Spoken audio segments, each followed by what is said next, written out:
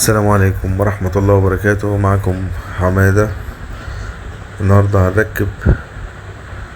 هنعمل اختراع. الأول اختراع وتركيب.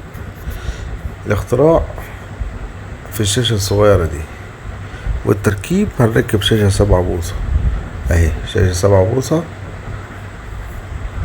مع الشاشة ال4 بوصة. تمام. انا بحب الاختراعات.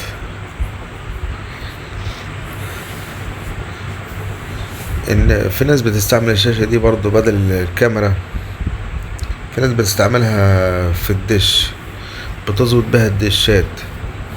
تمام. احنا ركبناها بقى هنا بدل المخادع، عملنا حاجة كده خفيفة وسيمبل.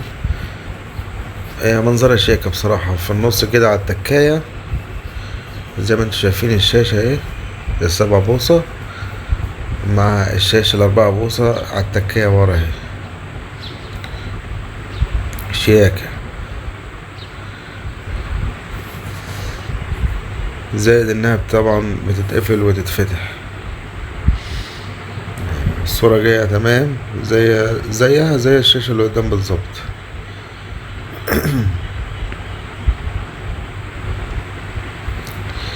شاشة 7 بوصة مع شاشة 4 بوصة.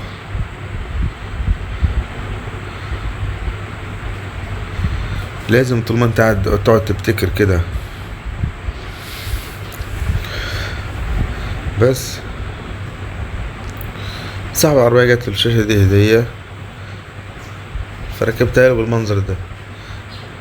واحدة صغيرة للطفل ورا زي ما انتوا شايفين، والكبيرة قدام للي قاعد. 4 بوصة وال7 بوصة قدام.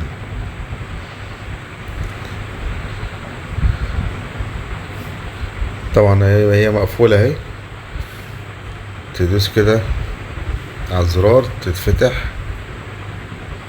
اهي. جميلة، تتقفل وتتفتح. مش عايزة تقفلها خلاص وهي تتفتح اهي. بدل ما تشتغل على الكاميرا شغلناها شاشة عرض 4 بوصة مع الشاشة اللي قدام ال7 بوصة اهي.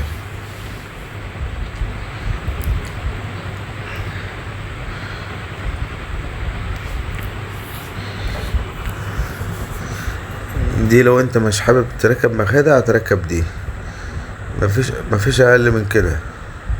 دي تعمل لها بتاع 250 350 في حدود دي، وبتتقفل وتتفتح وتحطها في النص على التكاية. حبيت تحوشها في وقت تتحاش برضو عادي،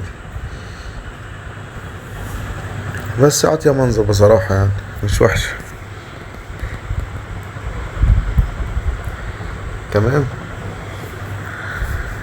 يبقى ركبنا الشاشة ال7 بوصة مع الشاشة ال4 بوصة في التكاية اهي، وعرض فيديو زي الفل. ما فيش صورة منغمشة ولا فيها اهتزاز كده، صورة واضحة